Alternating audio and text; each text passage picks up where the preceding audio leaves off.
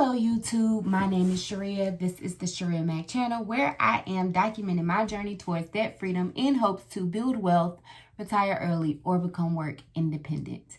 If you are new here, thank you so very much for clicking on this video. And if you are a returning viewer or subscriber, thank you so very much for coming back. If you are new and you're a viewer but not yet a subscriber, please consider subscribing, as it would really help me to build up my YouTube channel and hopefully become monetized here soon. In today's video, we will get right into it. This is my second episode of Student Loan Saturdays, where I review my progress in paying down my student loans, go over some of the terms, some of my goals for the month to accomplish my bigger goal of eliminating my six-figure student loan debt. So we will get right into it. I have made a few notes, and then towards the end of the video, I will transition you guys down so that we can review my progress. So if you are new here, I did share a student loan Saturday last month. Usually those air on the first Saturday of the month. And so if you have not checked out Student Loan Saturday episode 1, I will link that over here in the corner somewhere. Make sure you check that out. And this video, along with that one, will go into a playlist. It will be titled Student Loan Saturdays. So if you're new here, I have 6 figures worth of debt. At the beginning of January, that number was $139,493. My current debt at the beginning of this month was, well, we're gonna go over that at the end of the video. I have a bachelor's degree where I accumulated about $50,000 worth of debt because I attended a private school. I started out at a state school, but I ended up going to a private school to finish up. And then I went to graduate school. I have a master's in social work, and I do have an additional certification that allows me to do clinical social work. So the combination of my undergrad debt and my graduate school debt was about $117,000. I'm not exactly sure because I am just getting into my financial journey in 2015, and I had so much other consumer debt that the student loan debt took a backseat. So I started out with about $117,000 worth of student loan debt. By the time I started focusing more on my debt and becoming more aware of my debt, it had accumulated up to about $125,000 worth of debt. In 2014, when I became employed with the local government, I did sign up for public service loan forgiveness, in addition to income-based repayment plan. And I consolidated all my loans. I had some loans, my undergraduate loans were with the Department of Education, and I consolidated all of those loans over to Fed Loan for one lump sum payment. Well, not one lump sum payment, but all my loans are now with Fed Loan. They're not with multiple providers. And the total for that at the beginning of 2014 was about $125,000. I believe I have it up on my computer screen here. The principal amount, if you give me a moment,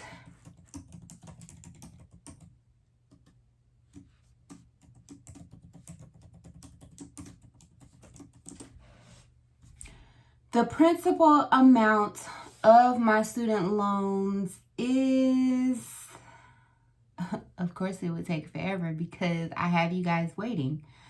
So finally, the principal amount of my loans is $125,465.26, of which at the beginning of this year, $13,728 was accrued interest on my loans.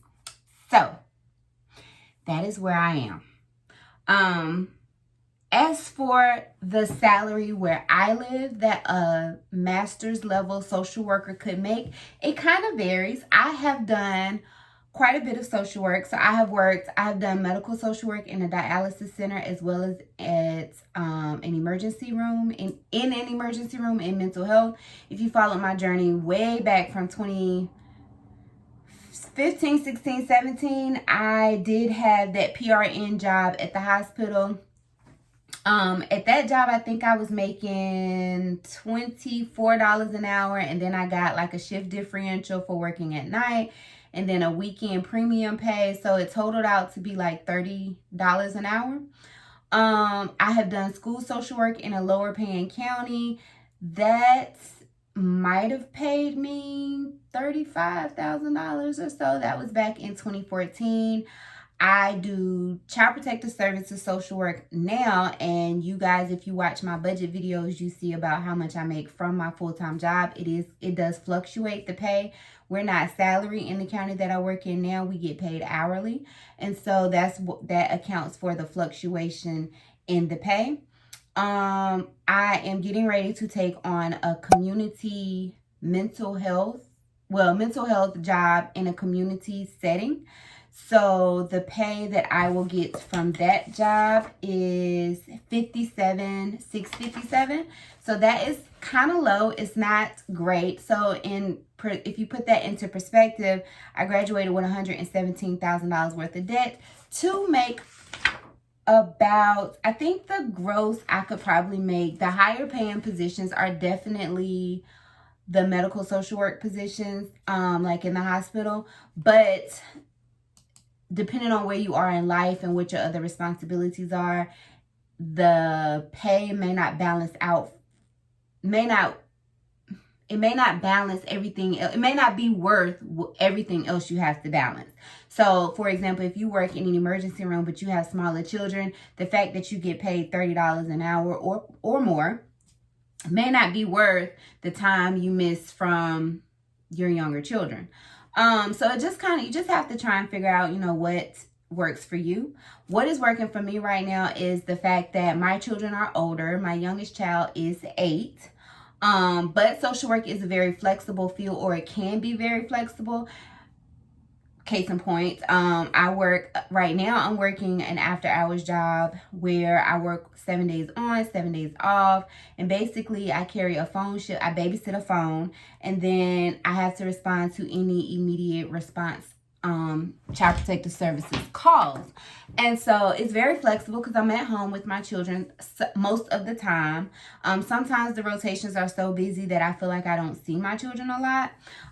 But the things that are important to me, like taking them to school, they're not in school now, but taking them to school, being able to pick them up from school, being, present in the evening to at least help them transition from school into like a nighttime, bedtime like routine, or at-home routine. That is important to me, and this job did work out for that. This new job that I'm getting ready to take is a work-from-home job.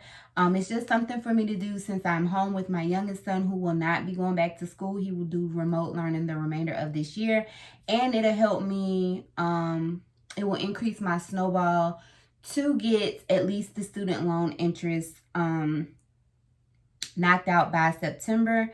And I think I've shared a little bit that I am in the process of starting up a private practice, which is where my income could really reach the greatest potential. There is no income cap on what I can do for myself as an entrepreneur. And so I think about 6 months to a year in this community mental health setting will help me to, to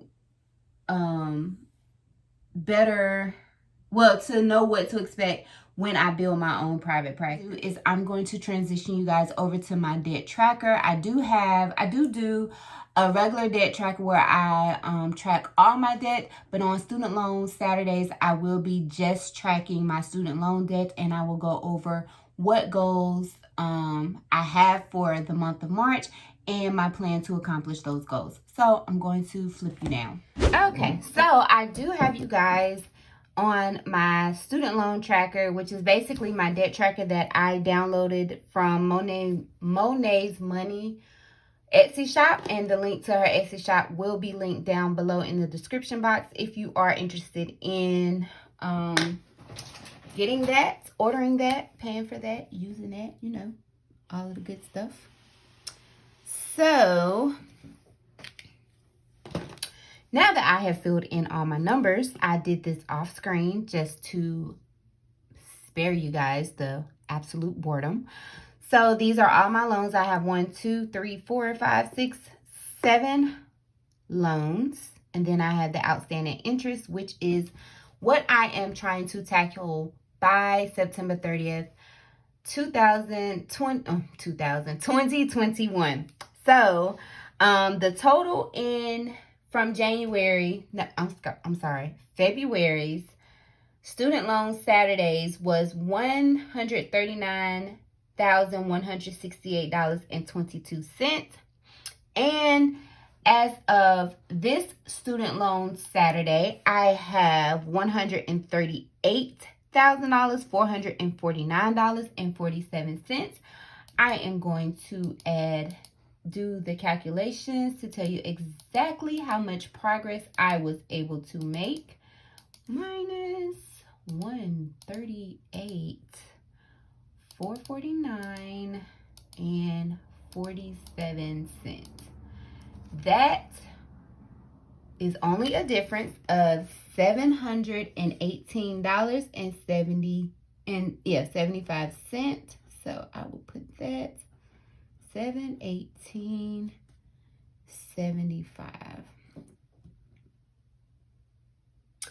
Last month's total was $139,168. And so to find, I'm sorry, I didn't know you guys could not see that. So this is where I did the math. You take this number, which is last month's number, subtract from this month's number, and then you come up with the last month's payoff total. And then to get this, you subtract or you divide this number by this number, and then you make it a percent. And so I'm getting ready to do that and see if I have even made enough progress to color in my student loan tracker. So 139,493. 493. No. I'm supposed to do what I have now.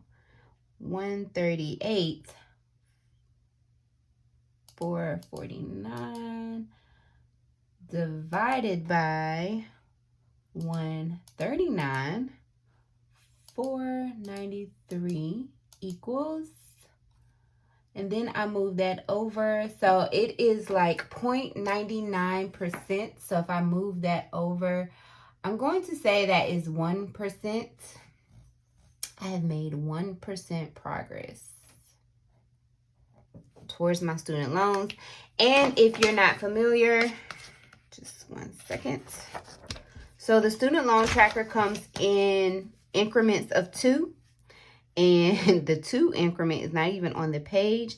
So I have not made enough progress to even color in my chart, which is devastating. But, you know, it is what it is. I was not, if you watched my budget video, you see that I was not very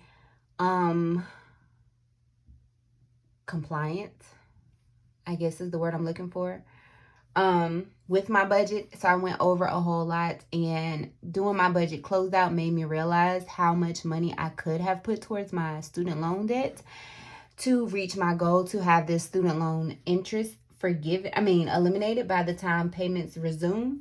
And so I am doing a couple of things. So first things first, for the month of March, to reach my goal, I'm going to track that right on this page. My goal is to pay at least $1,000 towards my student loans. Pay $1,000 towards my student loan, which is not hard because my snowball is $550 for my student loans. So when I subtract that from, when I subtract 550, that means I only have to come up with $450. And I do believe that is very doable To accomplish this, I am going to stick to my budget.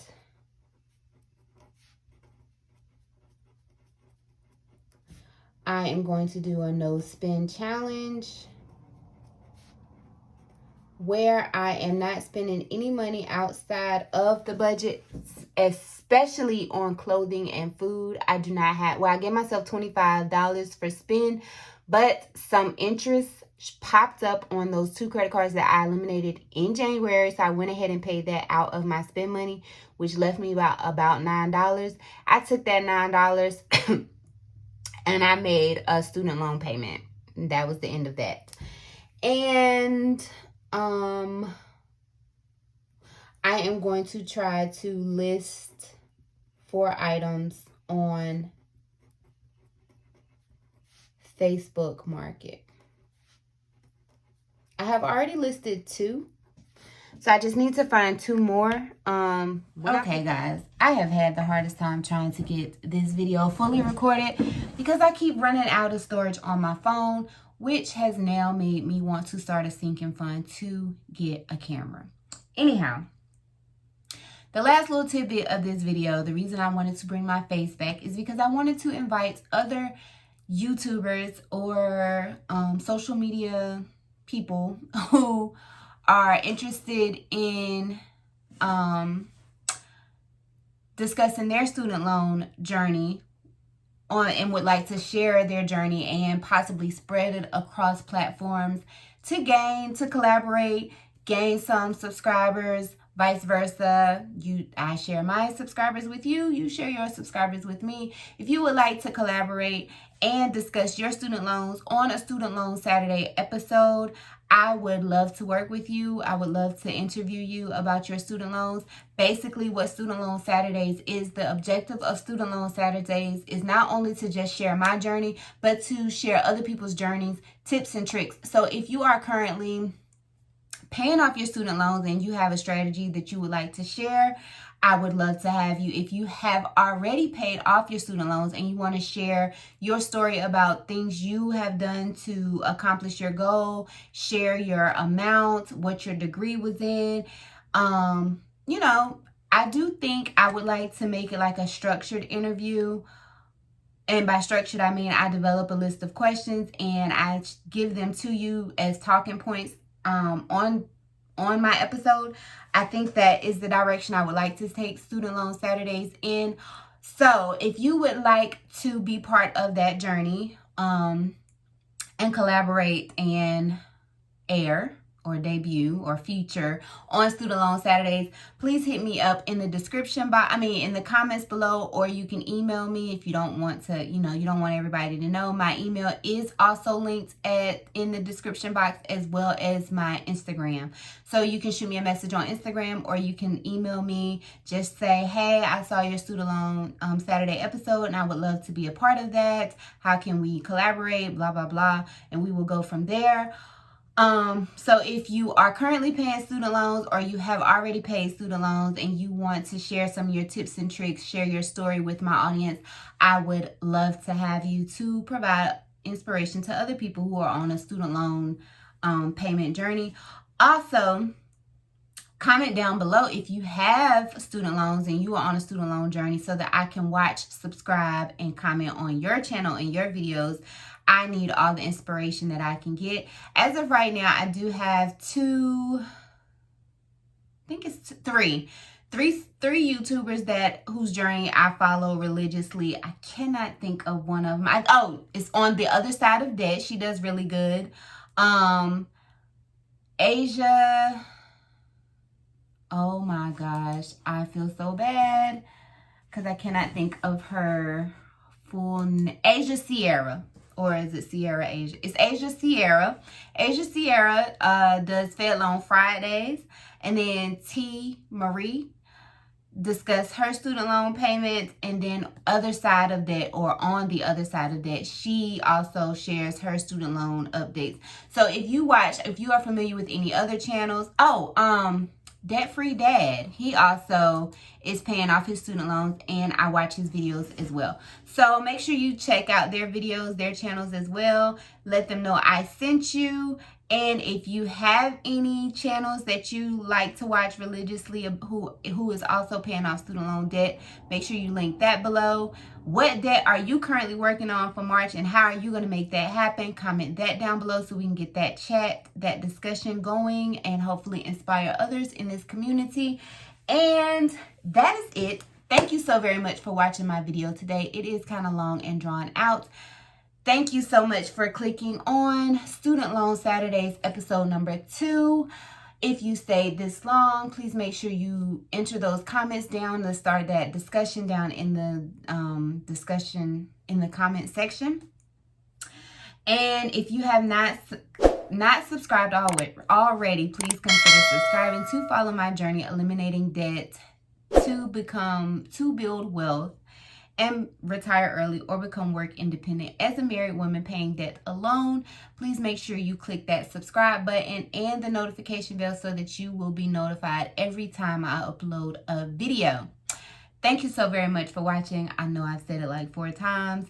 And do remember that the debt-free journey is indeed a journey, not a destination.